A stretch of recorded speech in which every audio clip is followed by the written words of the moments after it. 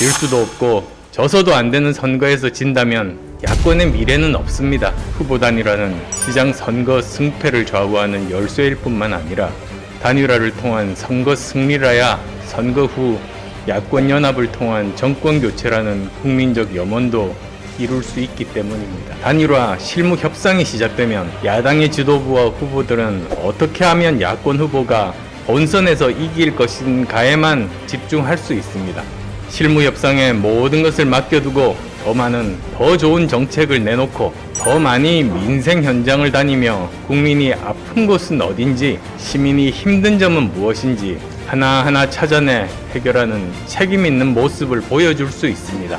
실무 협상을 시작하자는 지난주의 제안에 대해서는 이제 충분히 설명드렸으니 앞으로는 더 이상 이와 관련된 말씀은 드리지 않겠습니다.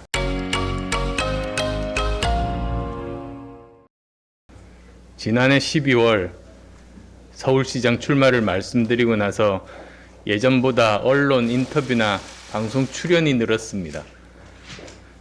제가 출연하면 진행자가 묻는 질문은 크게 봐서 딱 세 가지입니다. 코로나19, 부동산, 그리고 단일화입니다. 이번 선거에서 야권 후보들의 단일화는 아무리 강조해도 지나치지 않습니다. 후보 단일화는 시장 선거 승패를 좌우하는 열쇠일 뿐만 아니라 단일화를 통한 선거 승리라야 선거 후 야권 연합을 통한 정권 교체라는 국민적 염원도 이룰 수 있기 때문입니다. 그러나 단일화만이 선거의 유일한 이슈가 되고 모든 것이 단일화라는 블랙홀에 빨려 들어가서는 안 됩니다. 잘못하면 정작 중요한 왜 이번에 보궐선거를 하게 됐나 하는 이유는 사라지고 보궐선거를 통해 문재인 정권을 심판해야 한다는 대명제 역시 뒷전으로 밀려날 수 있습니다. 그래서 단일화는 중요하지만 단일화가 이번 선거의 모든 것이 되어서는 안 된다는 말씀을 드립니다. 제가 단일화 경선을 3월에 하더라도 실무 협상은 가능한 빠른 시기에 시작하는 것이 좋겠다고 제안한 것도 이런 이유 때문입니다. 제1야당 주장처럼 3월에 시작한다 해도 1월, 2월 내내 여론과 언론에선 이 주제를 계속 다룰 겁니다. 야권의 핵심 화제에는 계속 올라오는데 아무런 진전이 없으면 국민들의 피로감과 식상함도 심해질 겁니다. 공연 시작을 기다리다 지친 관객들이 다 돌아가고 나면 뒤늦게 가왕 나훈아가 와도 한참 뜨는 임영웅이 와도 흥행은 실패할 수밖에 없습니다.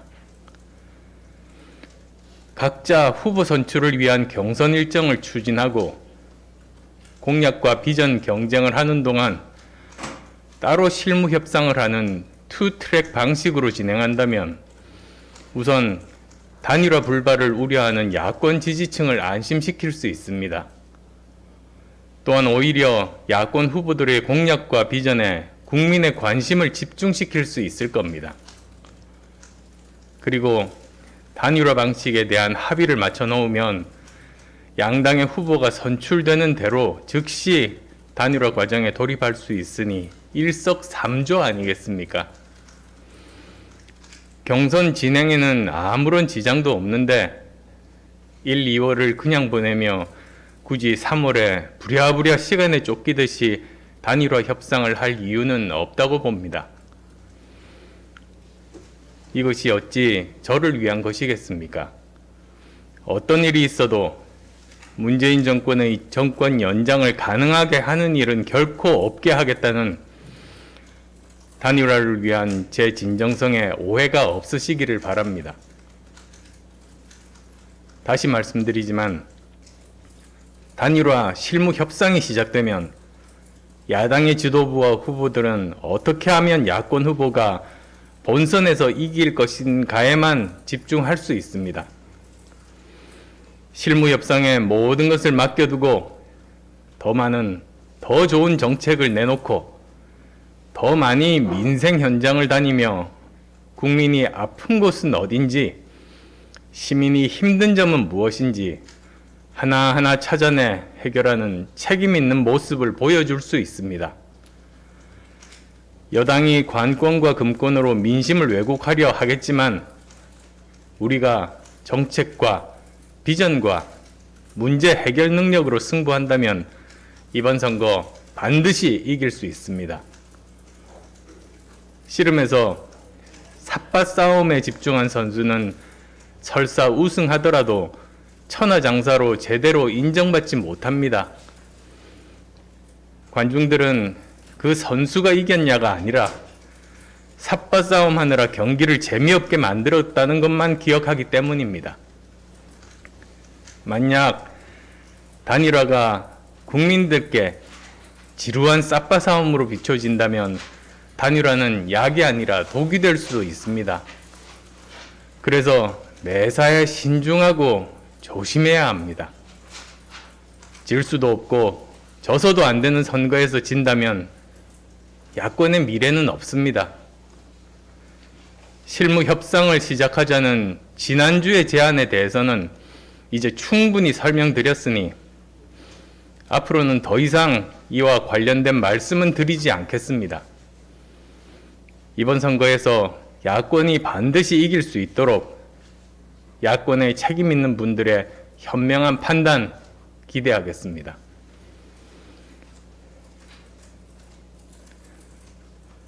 다시 한번 정부 여당의 포퓰리즘에 우려를 표명하고 솔선수범할 것을 촉구합니다. 코로나19와 정부의 정책 실패로 큰 어려움을 겪고 계시는 분들께 피해 지원은 당연히 해야 합니다. 저는 이미 누구보다도 먼저 피해 입은 분들을 빠른 시간 내에 집중적으로 지원해 드려야 한다고 말씀드린 바 있습니다. 그러나 정부 여당의 태도는 너무 정치적 의도가 눈에 보입니다. 코로나19로 이익을 본 기업들이 피해를 본 분들을 자발적으로 돕는 것은 바람직한 일입니다.